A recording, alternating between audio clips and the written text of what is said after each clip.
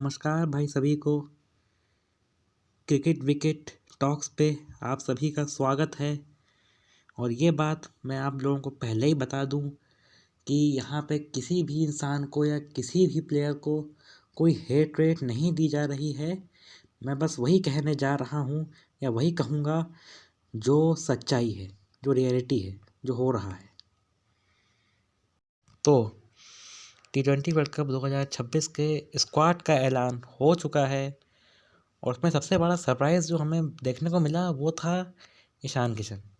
जी हाँ, लेकिन उसमें भी कोई बड़ी बात नहीं है, क्योंकि उसको इंटरनेशनल क्रिकेट में सिर्फ इसलिए नहीं लिया जा रहा था या उसका सिलेक्शन सिर्फ इसलिए नहीं हो रहा था क्योंकि वो डोमेस्टिक क्रिकेट नहीं खेल रहा था।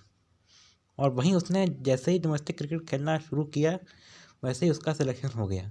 और खेलना नहीं शुरू किया उसने उसने अच्छा परफॉर्म किया उसमें, तो उसका सिलेक्शन होना ही है, उसमें कोई दोहराया नहीं है। और जो नाम अभी ट्रेंडिंग में थे इस समय, कई लोगों का मानना था कि इनका सिलेक्शन भी होना चाहिए था लेकिन क्यों नहीं हुआ, तो वो थे श्रेयस अय्यर, शुभमन गिल और केएल राहुल। तो देखो ऐसा है कि गिल पिछले कई महीनों से तीनों फॉर्मेट खेल रहा है और रेगुलर खेल रहा है ना। देखो नवंबर 2024 से लेके जनवरी तक ऑस्ट्रेलिया से टेस्ट सीरीज़, फिर उसके बाद ये इंग्लैंड से T20 और वनडे सीरीज़, फिर चैम्पियंस ट्रॉफी, फिर IPL, फिर इंग्लैंड से टेस्ट सीरीज़, फिर उसके बाद एशिया कप, फिर उसके बाद ये वेस्ट इंडीज़ से टेस्ट सीरीज़, फिर उसके बाद अपना ये ऑस्ट्रेलिया से T20 और वनडे सीरीज़, फिर उसके बाद टेस्ट सीरीज़ दोबारा साउथ अफ्रीका से, जिसमें कि वो इंजर्ड हो गया। और वो इंजर्ड सिर्फ इसीलिए हुआ और कोई रीज़न नहीं था वहाँ पे उसका इंजर्ड होने का। फिर उसके बाद साउथ अफ्रीका से T20। जी हाँ, और हाल ही में उसने परफॉर्म भी कुछ अच्छा किया नहीं था, इसीलिए उसका सिलेक्शन जहाँ तक है हो नहीं पाया। और गौतम गंभीर को ऐसा लग रहा था कि वो उसे बैक कर रहा है, उसे सपोर्ट कर रहा है, उसे हर फॉर्मेट में चांस दे रहा है, लेकिन एक तरीके से देखें तो वो उसे बैक नहीं कर रहा था बल्कि उसको बिगाड़ रहा था।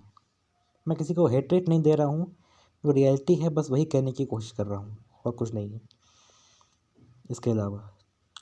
फिर उसके बाद श्रेयस अय्यर पे अगर आए तो फिर उसका परफॉर्मेंस भी अच्छा ही रहा है पिछले कुछ दिनों में। हाँ, वो बेस्ट फॉर्म में है, लेकिन अभी वो फिट नहीं है पूरी तरीके से जहाँ तक है। और न्यूजीलैंड के खिलाफ भी खेलेगा या नहीं खेलेगा जनवरी में वनडे सीरीज़, ये भी किसी को नहीं पता है अभी, तो उस हिसाब से है। और फिर केएल राहुल की बात करें तो फिर अगर आपको याद होगा तो केएल राहुल भी 2022 के T20 वर्ल्ड कप में पहला ओवर मेडन खेलता था छाती ठोक के, तो इसी मारे उसका सिलेक्शन फिर उसके बाद से कभी किसी T20 इंटरनेशनल मैच में हुआ ही नहीं। ये बात है। मैं किसी को कोई हेट नहीं दे रहा हूँ, मैं फिर से कहना चाहता हूँ, मैं बस वही बोल रहा हूँ जो कि रियलिटी है।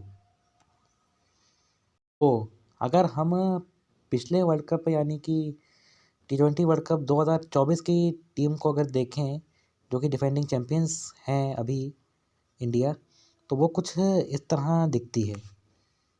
और अभी भी लगभग यही टीम हम लेके जा रहे हैं, कुछ ही चेंजेस हुए हैं बस। और उन चेंजेस को अगर हम गौर से देखें और सही से देखें तो वो कुछ इस तरह दिखेंगे। ये देखिए, सूर्या, हार्दिक, सैमसन, अर्शदीप, बुमराह, अक्षर, कुलदीप और दुबे, ये लोग कॉमन हैं। चेंजेस यहाँ से हुए हैं। कोहली की जगह तिलक, रोहित की जगह अभिषेक, जायसवाल की जगह रिंकू, पंत की जगह ईशान, जडेजा की जगह वॉशिंगटन, चहल की जगह वरुण और सिराज की जगह हर्षित। तो कोहली, रोहित और जडेजा तो रिटायर ही हैं। जिन लोगों को हटाया गया है वो हैं जायसवाल, पंत, चहल और सिराज, है ना।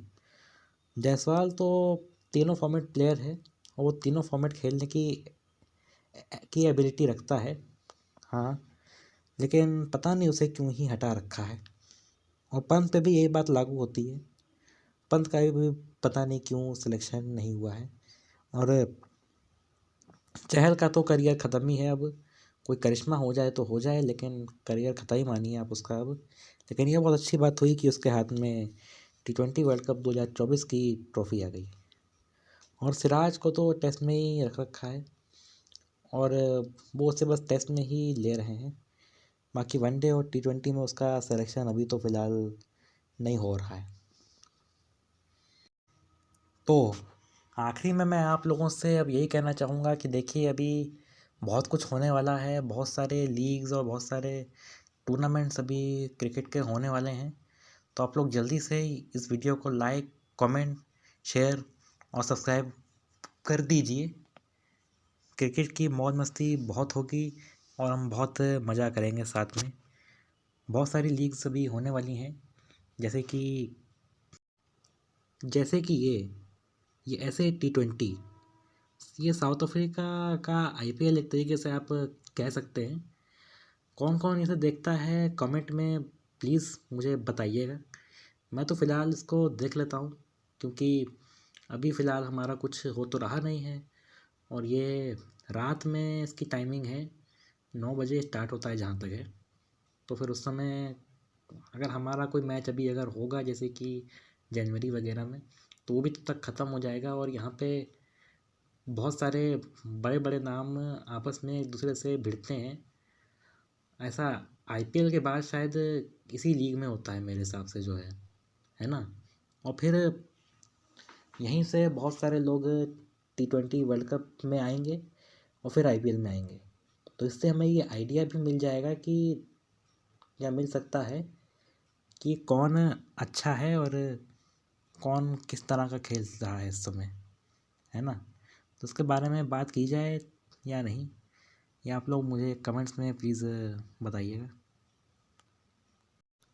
और फिर ये WPL, वुमेंस प्रीमियर लीग, कौन कौन इसे देखता है प्लीज़ मुझे कमेंट्स में बताइएगा।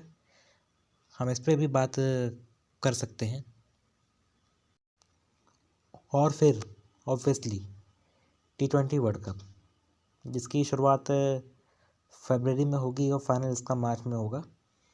और मुझे पूरा ऐसा लग रहा है कि इंडिया टाइटल डिफेंड कर सकता है अपना, और हम सबका पूरा सपोर्ट रहेगा इंडिया को। और फिर IPL तो इंडिया में किसी त्यौहार से कम नहीं होता है। सब इसको बहुत मज़े से देखते हैं और उसमें मस्त रहते हैं। आप बस इस चैनल को सब्सक्राइब कर दीजिए बस, क्योंकि फिर आगे बहुत कुछ होने वाला है और बहुत कुछ आएगा इस चैनल पे। तो फिर आप जल्दी से इस चैनल को सब्सक्राइब कर दीजिए। बाकी अब मैं आपसे बात करता हूँ अगले वीडियो में। तब तक के लिए जय हिंद, वंदे मातरम।